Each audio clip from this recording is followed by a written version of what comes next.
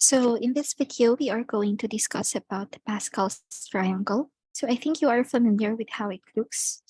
And this Pascal's triangle, as you can see here on my screen, can be used to compute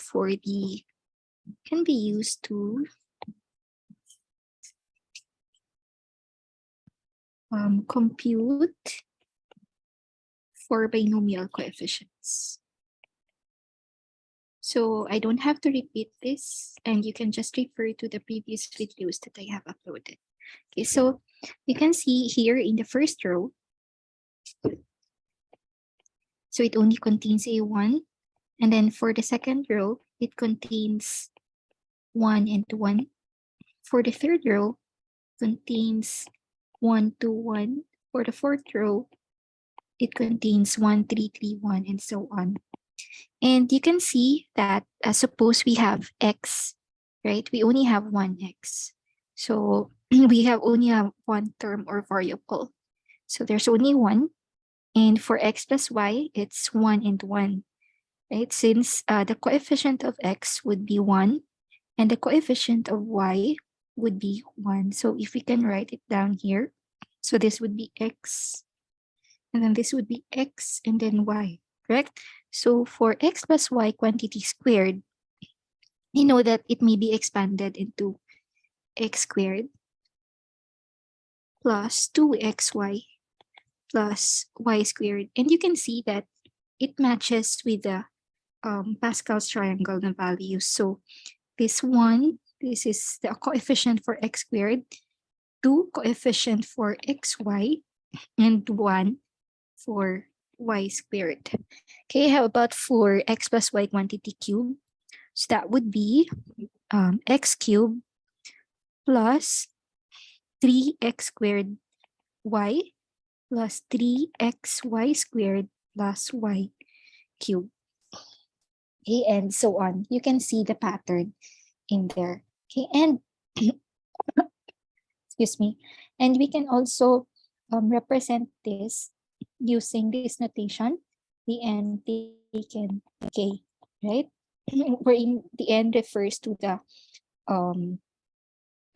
exponents here of the term x plus y, right? And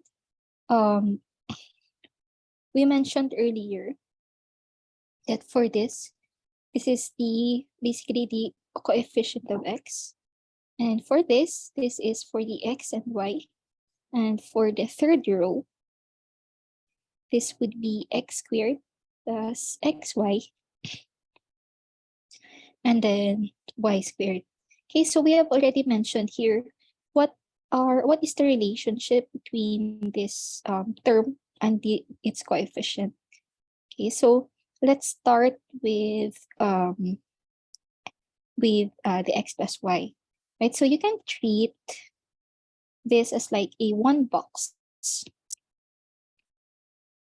can treat it like a one box containing x and y, right? And let's say our goal is to pick y, pick or select y. Pick or select y. So in this case, in the first na term, we do not select any y, but we selected x. So that would be 1 taken 0. Okay, and then here for the second term, we pick y. So how many ways can we pick y? That is 1 taken 1. And then what about for x plus y quantity squared? So we can treat it like two boxes. Right? So we can think of it like two boxes, each containing x and y. And for the first possibility is that for the first possibility, it is that we select two x's here. So, and then for the second is that we either select x, right? And then select x from one of the box. For this another box, it would be y. So, and then for the third term, so that would be we select y from the other box and select y again from another box, and so on and so forth. So you can see the pattern in there. So you can see that for each row that we have, for each row, so let's say this is row 1, row 2, and then this would be the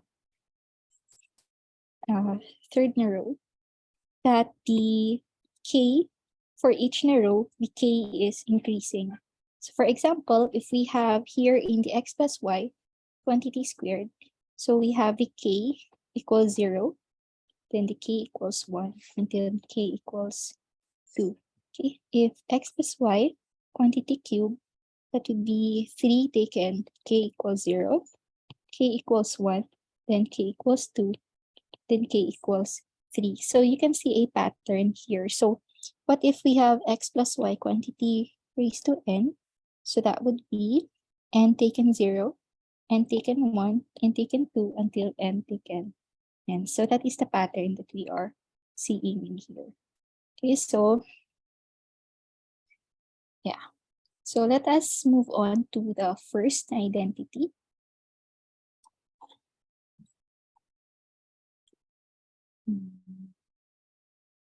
First identity. Okay, so let me transfer to my PowerPoint. So moving back to the previous slide, so this is the Pascal's triangle, right? And the first identity is the sum of adjacent terms. So you can see here on the first row, and then it only contains a 1. And then for the second row, it contains 1, 1. For the third, it contains 1, 1. And we can see that this 2 is a sum of its adjacent terms, right? 1 and then 1. Then another example is 1 and 2 sums up into 3. Then 2 and 1 also sums up into 3. Then 7 and 21 sums up into 28. Okay, so we can see a pattern here. And this is actually may be represented into this formula. We have this 70, which may be represented as n taken k, and it is equal to the sum of its two adjacent terms. For in the first adjacent term, let's say is 35, is n minus 1, taken k minus 1, and this 35 is maybe represented with n minus 1 taken k. So let us visualize how we have arrived to that formula. So let me explain to you how we arrived to that. So wait a minute.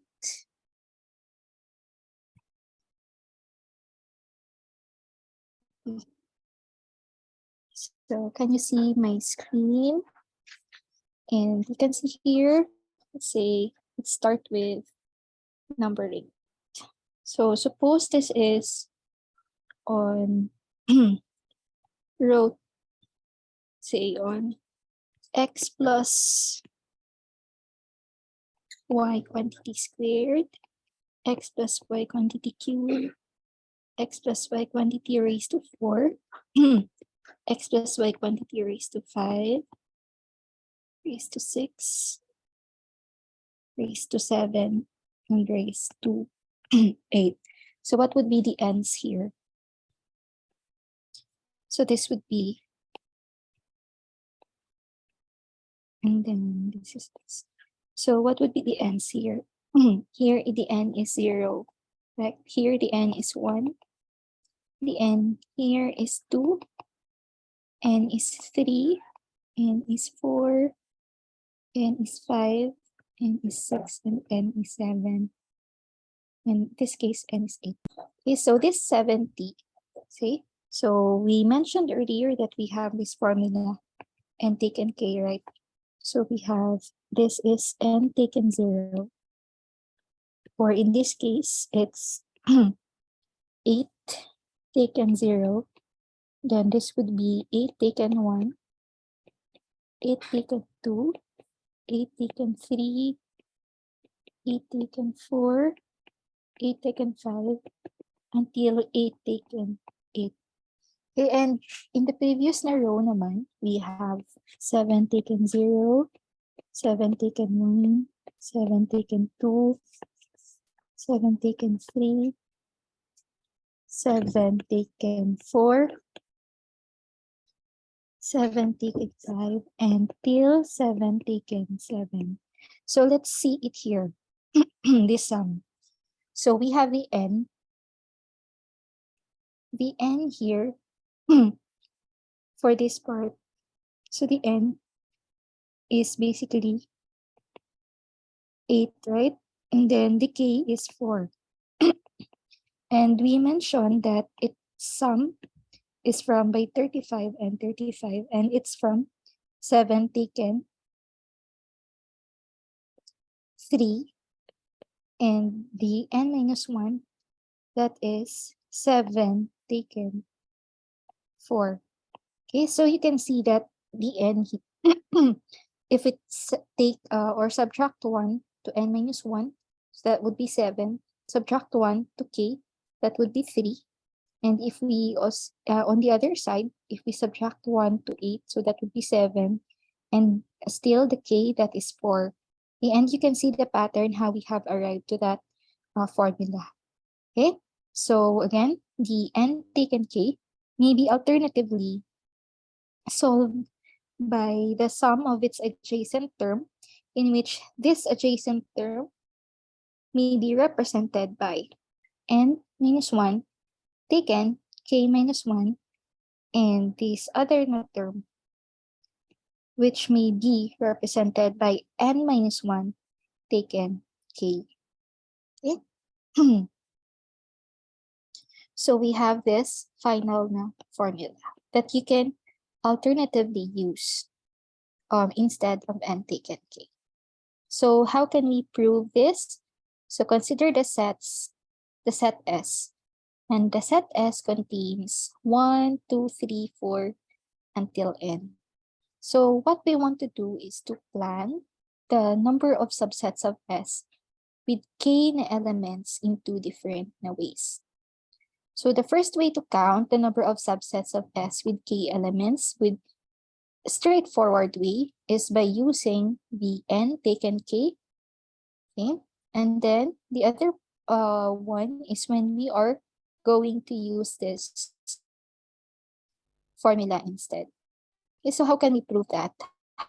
How this? So we already have a set here. Right? And the first is that we want to form a k element subset that contains the n. So gusto nating ma-include ito. So gagawa tayo ng another na set, make a subset S, subset of S with k elements. So in other words, kukuha lang tayo ng subset from here. Okay? With, let's say meron tayong 7, the n is equal to 7, and we would like to get equals 3 n minus 1 taken k minus 1 ways to do this. So, paano tayo umabot sa ganito? Okay, sinabi natin dito kanina na we want that this subset that we are making is already containing n. So, assuming na ang n natin ay 7. Okay. So, gusto natin na kumuha ng 4 elements. Okay, kumuha ng 4 elements. So, isasalin natin yung n dito. Okay, kasi we want that this n, that this k element subset contains n. So, yung problema na lang natin is mag-select ng 3. So, that means that we have n minus 1 na i-choose. Kasi nga, na-select na to. We have already selected this part. So, we have 1 until n minus 1 ways na lang to select. Okay? So, bakit k minus 1? Kasi since we have already selected n, then we need to select three elements na lang to form the K.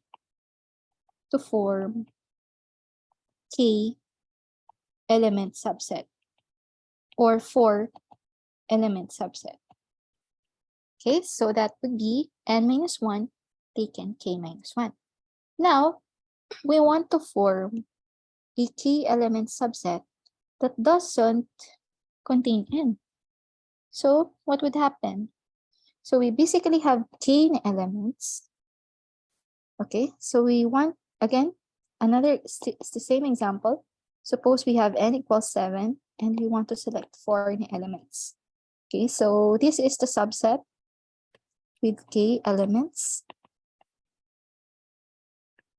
So let's say we have 1, 2, 3, and 4. Okay, so ayaw natin isama si n. So paano yan? So that means now we are going to remove n. So we will have n minus 1 na choices to select from. But since that we don't want n minus 1, we don't want to include n minus 1, we still have k na ways to do this. So we still have 4. We still have to make 4 choices. Okay, so that would be k, which is equal to 4. And that gives us n minus 1 taken k na elements. Okay, so that's it. That's it for the combinatorial proof. And the total number of k element subsets of S will be equal to the number of k elements of S that contain n, which is equivalent to n minus 1 taken k minus 1 plus the number of k element subsets of S that contain n, don't contain n. It would be n minus 1 taken k. Okay, so in summary, we have this formula. So we can alternatively solve for n taken k using this sum of adjacent sides of a Pascal's triangle.